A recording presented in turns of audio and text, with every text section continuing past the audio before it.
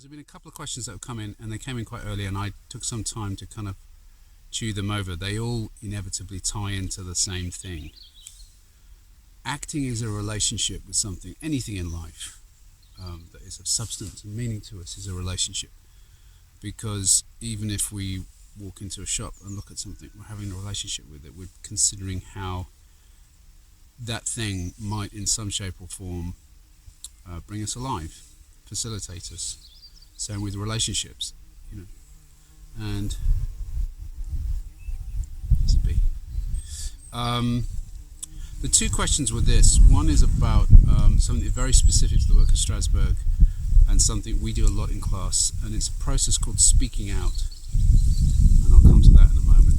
And the other one was a question about how do you make a choice about a prop or an action that isn't kind of leading to a result or indicating. And I'll kind of start there.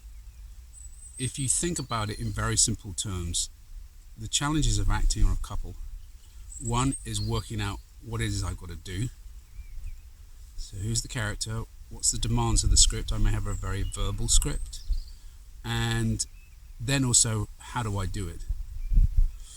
Okay, obviously there might be emotional demands within the scene, etc., etc., etc. So the first thing, and this does go back to the psychodynamics of the work, is am I relaxed enough to let my imagination look at the material, play with the material, and thus come up with ideas. Now, if we're talking about actions or activities with the character, if you're talking about props, like anything we choose to do or we construct in our primary relationship with the material, it has to come from a playful logic to the material.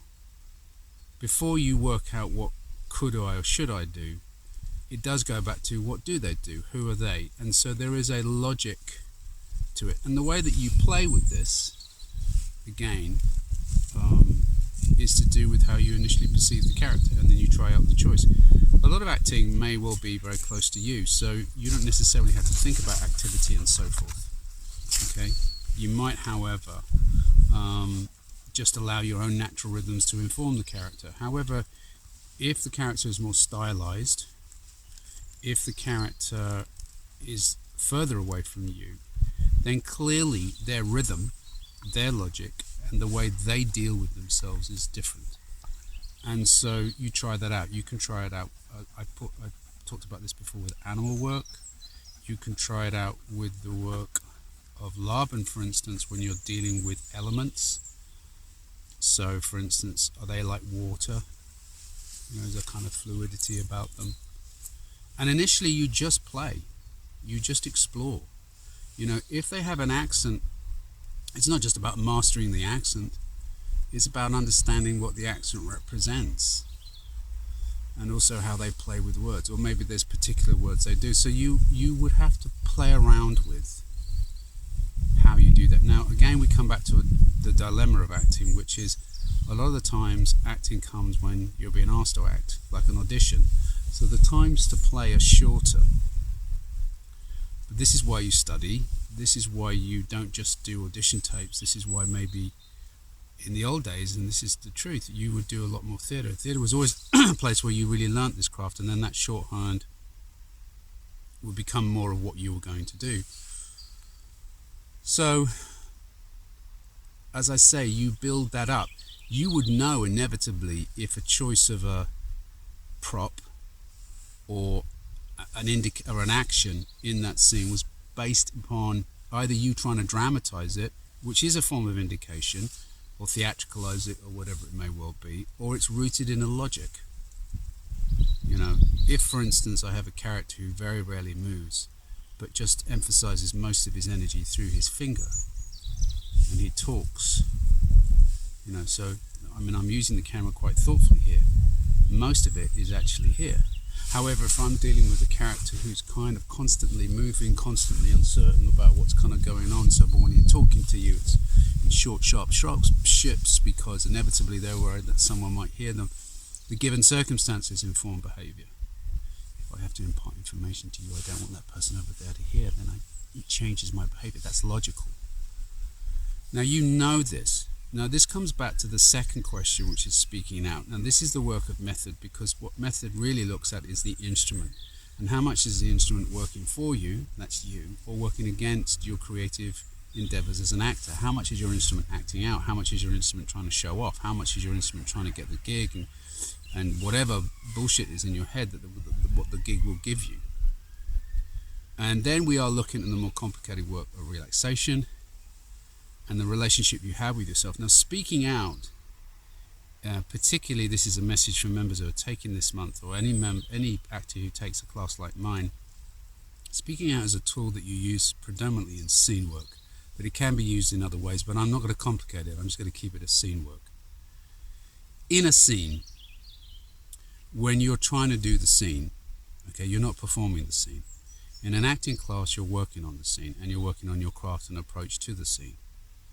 So if you start working on the scene and you don't believe it,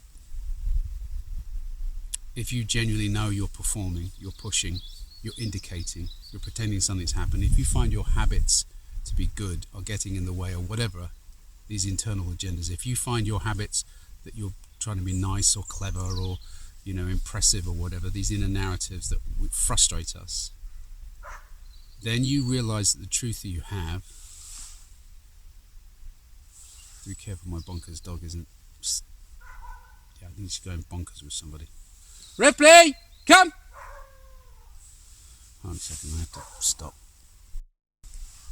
It's one of our neighbours' dogs. They really love it. Well, they kind of like each other, so I'm going to leave them to get on with it while I do this. If you aren't buying it, if you know you're bullshitting, that's when you start using speaking out. Now, speak it out in very simple terms is that you speak primary truths of the self. You don't discuss technically what's happening. So for instance, if I say, I'm full of shit, I'm showing off, I use words that doesn't entirely say, well, I'm showing off in the scene, or I'm trying to show off as a good actor. I take the primary essence of what's alive in me. You have fun. Right? I'm taking the primary essence of what's alive in me, and I'm speaking that truth because that is my truth. Remember, acting, as we define it, is living truthfully in imaginary given circumstances. If at first I'm sitting on a truth and it's actually not making the imaginary circumstances come alive, it's making the imaginary circumstances as false, if not more false, then I need to start from where I really am experientially. I have to risk failure. We speak out for a bunch of reasons, and I'll come to that in a moment. So again, you can keep, and the other person says, well, you always do this, and this pisses me off. Really? Well, okay, fine, you're pissed off. So what? I don't care about you. I care about the fact that I'm faking it, and I'm trying to work this out. So you speak primary truths. It's a bit like what we call free association, but inevitably you're speaking from yourself. So you have the crisis as the actor.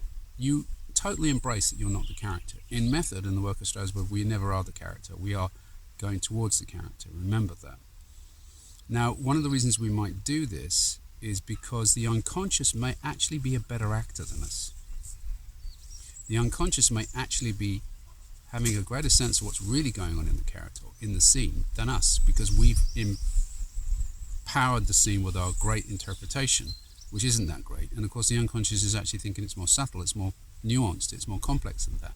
So though we may be speaking out about what we consciously understand, what may also be coming alive, and we've always found this in scene work in class, is if the actor keeps on speaking this truth, what they do is they get beyond the self-awareness. The first reason no actor speaks out is because they just don't want to admit where they really are. Once you start admitting where you are, once you start living in your truth, the potential, as Strasbourg says, the obstacle, which is your sense of lack of connection to the scene, starts to become an opportunity.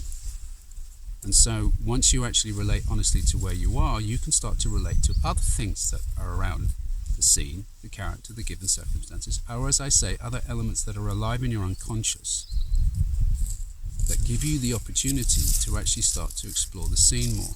And I've seen it time and time again. The empowering aspect of speaking out is one, it gets the actor past the notion of pretending and faking and trying to impress.